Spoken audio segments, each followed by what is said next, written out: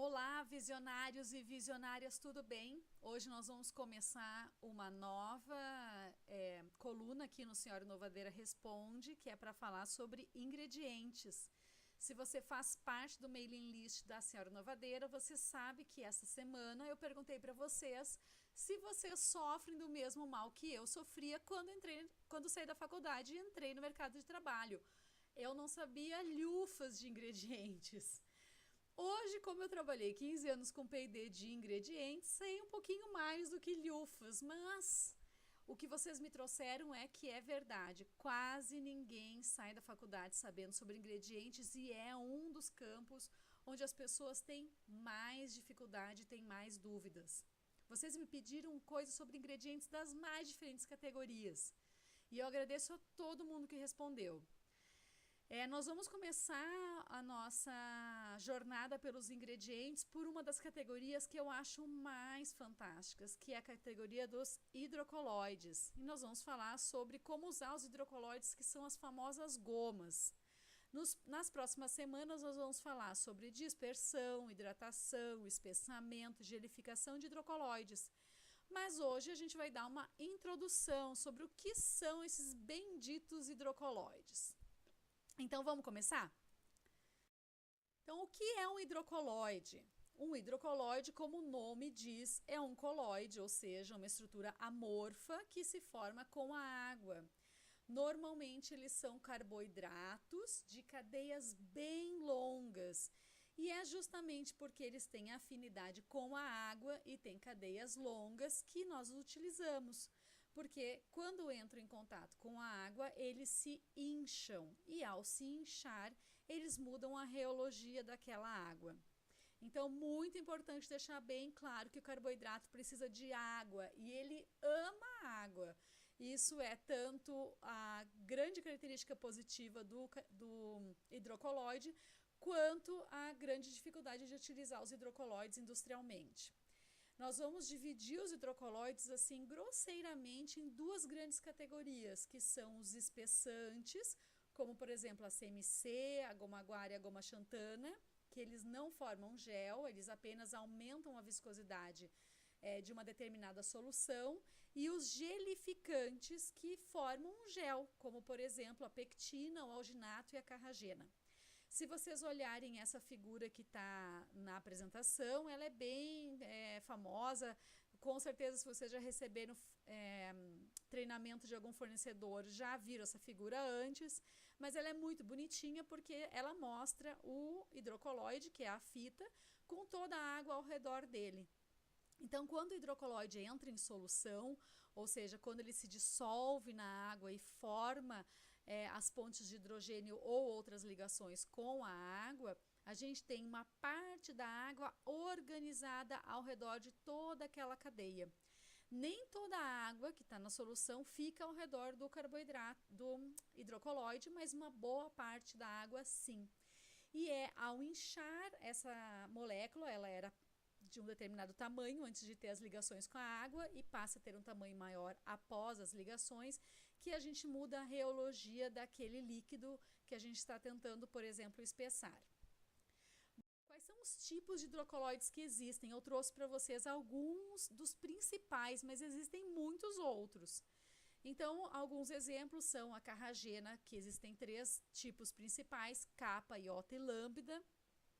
Nós temos a celulose microcristalina, ou MCC, a metilcelulose e a hidroxipropilmetilcelulose, que são a MC e a HPMC, a pectina, a locus bean gum, ou goma locusta ou goma jataí, essa é uma das gomas que mais tem apelidos, a goma guar, a goma xantana, a carboximetilcelulose, ou CMC, e aqui vocês viram que eu coloquei as siglas para cada uma delas, para que vocês não se confundam, e o alginato. Existem outros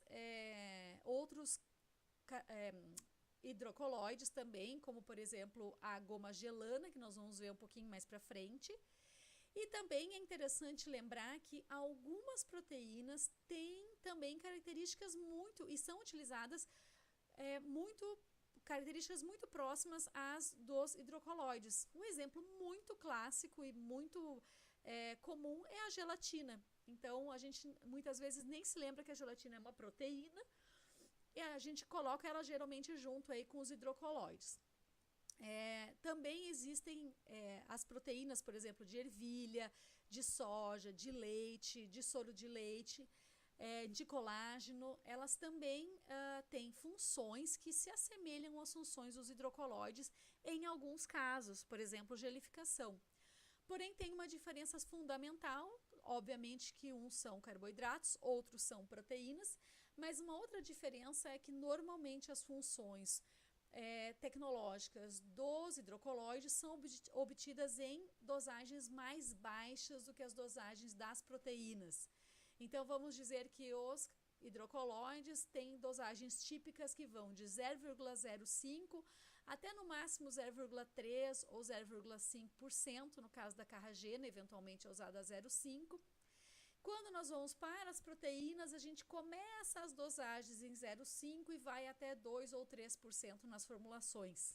Então, apesar de terem funcionalidades muitas vezes semelhantes, eles têm dosagens e são moléculas diferentes. Quais são as funções principais dos hidrocolóides? Então, uma das funções é o espessamento, como eu já falei, essa capacidade de organizar a água e de mudar a reologia da água. Nós também temos a capacidade de gelificação, que é por uma agregação das moléculas. Em alguns casos, os hidrocolóides também, após o espessamento, conseguem fazer essa agregação que forma estes géis. Então, o gel de gelatina é um caso, mas a gente também tem géis de alginato, géis de pectina. A gente tem a capacidade de estabilização, por exemplo, quando nós não temos a separação de um líquido ou a separação de 2 ou 3 fases naquele meu alimento. A gente está utilizando a capacidade de estabilização do meu hidrocolóide.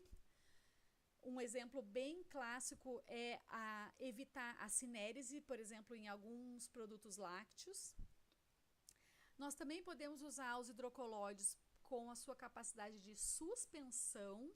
Então, um exemplo bem típico é a suspensão de particulados de salmoura ou de sais em salmoura. Então, para quem trabalha na área de carnes, é bem comum, ou para quem faz conservas, é bem comum você ter salmouras, onde tem bastante sal ou bastante fosfato, ou outras proteínas que não são solúveis a frio, como proteína de soja, e você precisa que essa salmoura esteja suspendida.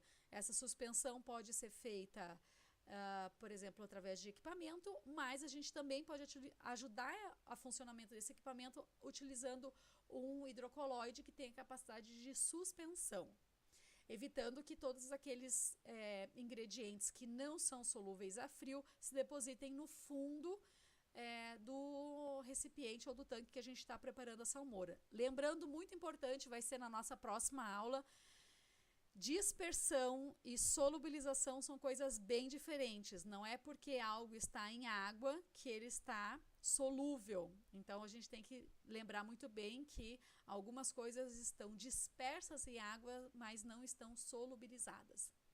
Voltando, uma outra aplicação bem clara da capacidade de suspensão de hidrocolóides é, por exemplo, em molhos de salada, onde a gente tem vegetais ou ervas particulados que nós queremos suspender, que nós não queremos que vão para o fundo do pote.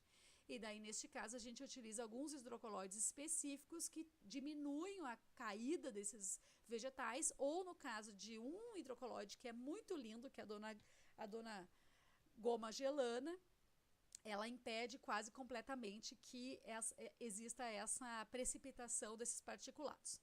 E por fim, a gente tem também alguns hidrocolóides que têm capacidade de emulsificação, que é a capacidade de se ligar tanto à água quanto ao óleo. E a gente tem aí, por exemplo, alginato de propileno glicol, que tem essa capacidade, e alguns outros. Lembrando que quase todos os hidrocolóides têm uma capacidade de emulsificação por aumento de concentração na solução. Mas daí não é a emulsificação clássica, que é a emulsificação, vamos dizer assim, química, que liga a água e a gordura à mesma molécula. Essa seria uma emulsificação por ocupação de espaço, digamos assim, e imobilização da gordura em alguns pedaços, vamos dizer, localizados geograficamente no alimento. Essa emulsificação, vamos dizer, aparente, ela é possível de ser utilizada em alguns alimentos, mas normalmente ela não é tão estável quanto a emulsificação clássica. Bom, quais são as principais fontes dos principais hidrocoloides? A carragena, ela é proveniente de algas que crescem em mares bem quentes na região das Filipinas, um dos lugares mais lindos do mundo. Queridos que compram carragena, por favor, vão auditar seus fornecedores lá nas Filipinas. A outra goma bem famosa, Dona Goma Guar, proveniente de uma semente. A nossa querida goma xantana, proveniente da fermentação bacteriana. Aqui a gente está vendo a própria cepa da bactéria que exuda a goma xantana e nesse processo de exudação que foi isolada a goma xantana. Nós temos todas as gomas que são provenientes da celulose, e daí neste caso, celulose, as MC, HPMC, MC ou MCC são provenientes ou da polpa de madeira ou do algodão. Depois nós temos a pectina, que é principalmente derivada da casca de frutas cítricas, de maçã, e também existe uma pequena produção de beterraba. E os colegas que trabalham com pectina podem aí comentar nos comentários quão pequena é hoje em dia essa produção de beterraba, porque eu conheço mais a de maçã e a de frutas cítricas. Nós temos a LBG, que também é proveniente de uma semente. Nós temos outra goma proveniente de algas, que é o alginato, proveniente das algas marrom. São algas gigantes que dão na costa da Escócia, das Ilhas Britânicas e na costa da Califórnia. E nós temos aqui a goma gelana, mais uma goma proveniente de fermentação. Então essas são algumas das fontes, né? São algumas dos hidrocoloides e suas fontes, para vocês terem uma ideia. Cada aplicação tem um hidrocoloide para chamar de seu. Então, de acordo com a produção, de acordo com o processo tecnológico pelo qual passa ou precisa passar determinado alimento, um determinado hidrocoloide consegue se comportar melhor naquelas condições. Por exemplo, nós temos hidrocoloides que espessam, mas nem todos os hidrocoloides que espessam têm as mesmas reações com os constituintes dos alimentos. Da mesma forma, nós temos hidrocoloides que gelificam, mas alguns se relacionam com determinados constituintes dos alimentos de formas diferentes do que os outros. Então, eu vou mostrar aqui para vocês os principais exemplos de hidrocoloides que são utilizados em determinadas categorias de alimentos, o que não quer dizer que você não possa usar outros hidrocoloides naquela mesma aplicação. Primeiro motivo, você poderia usar outros hidrocoloides quando você quer atingir outros objetivos. Segundo motivo, os fornecedores de ingredientes estão sempre trabalhando para ampliar a possibilidade de utilização dos ingredientes que eles produzem. E daí, no caso dos hidrocoloides, também. Um exemplo muito claro é a senhora carragena capa, que é muito utilizado em produtos cárneos cozidos, porque para se hidratar ela precisa passar por uma temperatura X. Existem desenvolvimentos que permitem a utilização de carragena, nesse caso não capa, mas iota, em produtos cárneos não cozidos por uma determinada modificação na molécula que permite que ela forme géis mais fracos, mais singéis, mesmo sem passar por temperatura, por algum processo térmico, desculpem. Então, eu vou trazer aqui para vocês os principais exemplos, que são as principais aplicações para alguns dos hidrocoloides que eu mencionei anteriormente. Então, trazendo aqui produtos cárneos cozidos e leites achocolatados usam bastante a carragena capa. E no caso do leite achocolatado, nós também utilizamos, é bem comum a utilização da celulose microcristalina e da carboximetilcelulose coprocessadas. No caso de sorvete, a goma do sorvete é a carboximetilcelulose, mas também são utilizadas outras gomas, como por exemplo, LBG e goma guar. Mas a goma que melhor previne a formação de cristais grandes no sorvete é a carboximetilcelulose. A pectina, por exemplo, é empregada, como vocês, a maioria deve saber, é empregada para fazer geleias, mas também para fazer balas veganas, vegetarianas, com uma textura e um brilho e uma transparência diferente das balas que são feitas de gelatina. E é muito empregada, por exemplo, para fazer bebidas lácteas acidificadas. Outro exemplo de hidrocoloide é o alginato, ficou muito famoso no início dos anos 2000 por conta do restaurante Eu Bulli. Quem conhece, quem trata de inovação de alimentos tem que conhecer esse restaurante e os seus filhotes. No caso do restaurante El Bulli, ele foi criado por um chefe espanhol chamado Ferran Adrià. E o Ferran Adrià popularizou uma técnica que já era utilizada na indústria de alimentos, que se chamava, e ele chamou de esferificação, mas nada mais é do que a utilização do alginato em conjunto com uma solução de cálcio para formar um sólido. Então, esse sólido é um gel que é utilizado, por exemplo, há muitos anos na indústria de alimentos para fazer o recheio de azeitonas. Se você acha que o recheio de azeitona que você come é feito de pimentão vermelho, repense. Quais são algumas características principais dos hidrocoloides? Então, uma das principais coisas que vocês têm que levar em consideração é que o tamanho da partícula, principalmente para hidrocoloides que espessam a frio, então o tamanho da partícula está diretamente relacionado à dispersabilidade. Muitas vezes nós queremos partículas bem fininhas, porque nós achamos que assim vamos conseguir uma viscosidade mais rapidamente. Porém, partículas bem fininhas são bem difíceis de dispersar também. E na próxima aula, semana que vem, nós vamos falar sobre dispersabilidade especificamente.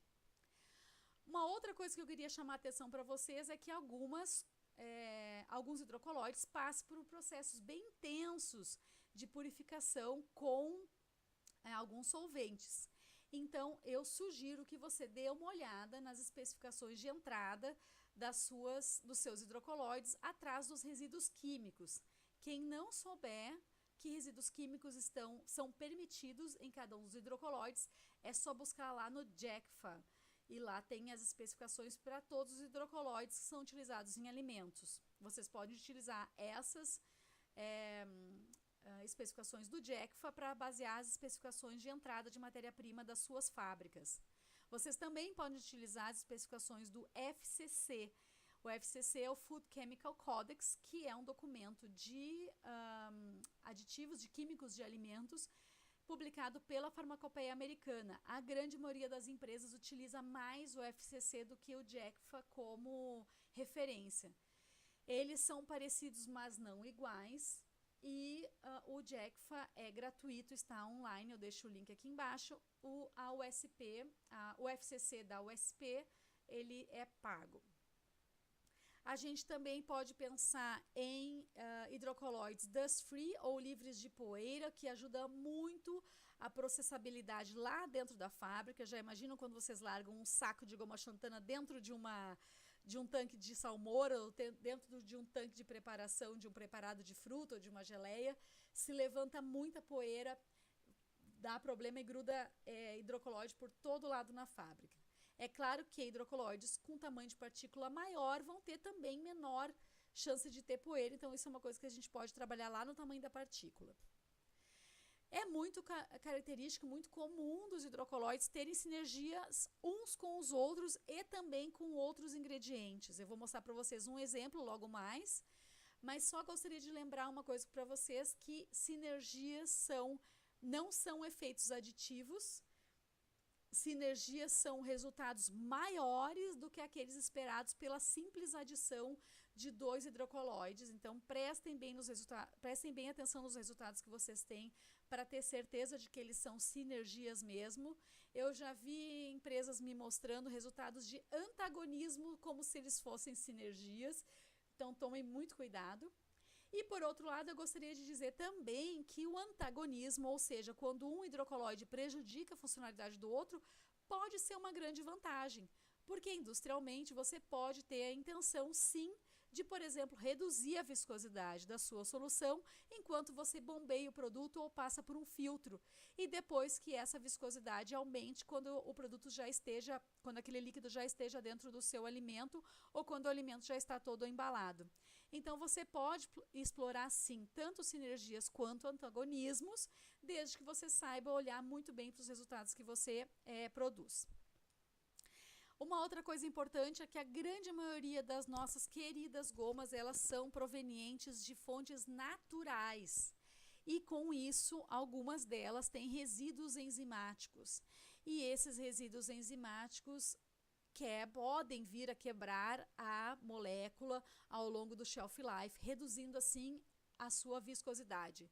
Então, se você consome algum hidrocoloide numa velocidade bem lenta e os seus sacos de hidrocoloide ficam no seu estoque numa temperatura alta, como é o normal aqui no Brasil, durante muito tempo, meça a viscosidade daquele hidrocoloide, daquele lote, ao longo do tempo, não apenas no dia em que ele entrou no seu estoque.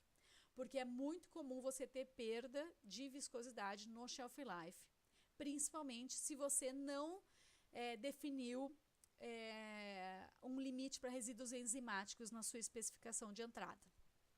E eu vou mostrar aqui para vocês um quadro que mostra uma sinergia entre a goma guar e a carboximetilcelulose.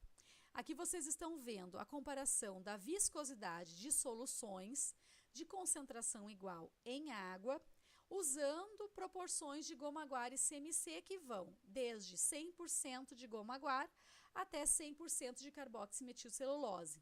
Vocês podem ver bem claramente quando a gente chega em 70% de goma guar para 30% de carboximetilcelulose, a viscosidade é consideravelmente maior do que 100% de goma guar ou 100% de carboximetilcelulose. Isto é um efeito sinergístico entre as duas gomas. O que eu só queria deixar para vocês como alerta é que este resultado vale para esta goma guar que foi testado neste teste e esta carboximetilcelulose. A goma guar, existem alguns tipos de goma guar diferentes e existem milhares de tipos de carboximetilcelulose diferentes. As gomas celulósicas têm, de modo geral, uma série de especificações diferentes. Então, essa sinergia foi obtida para um tipo de goma guar e para um tipo de carboximetilcelulose. Não é um teste difícil, eu recomendo que vocês, se vocês estão interessados, por exemplo, nessa sinergia entre goma guar e carboximetilcelulose, eu recomendo que vocês repliquem esse teste com as matérias-primas que vocês compram e, inclusive, se compram de mais de um fornecedor, com fornecedores diferentes, para vocês terem ideia do que vocês têm na mão na fábrica de vocês. E na próxima aula nós vamos falar sobre dispersão. Então, como a gente consegue ter a maior funcionalidade possível dos hidrocoloides através de uma excelente dispersão. Se você já formou grumos no seu tanque de salmoura, se você já chegou no final do seu processo com um monte de pedaços de goma que estavam secos no meio e úmidos ao redor, vocês sabem do que eu estou falando. Então, na semana que vem, nós vamos falar sobre dispersão de hidrocoloides. Se você gostou do vídeo, eu vou pedir para você curtir esse vídeo e se inscrever aqui no canal. Me deixe nos seus comentários se vocês gostariam de ver mais material sobre hidrocoloides, que material é esse que vocês gostariam de ver. E, por fim, eu gostaria de pedir para que vocês, se vocês gostariam de ver outros ingredientes ou aditivos aqui no canal, me deixem saber aí nos comentários, tá bom? Nas próximas semanas nós vamos falar no Senhora Inovadeira Responde apenas sobre ingredientes e eu quero saber quais são as suas dúvidas. Se você é do time dos visionários que pertence ao mailing list do Senhor Inovadeira, vocês já sabem o meu e-mail. Mas se você não sabe, me manda um e-mail no contato @senhorinovadeira, SRA-inovadeira, tudo junto.com.br e me conte quais são as suas dúvidas sobre ingredientes. Tá bom, gente? Um grande abraço, bom final de semana. Aproveitem o sol, que o dia tá lindo. Eu espero que esteja lindo no Brasil inteiro. E nos vemos na semana que vem.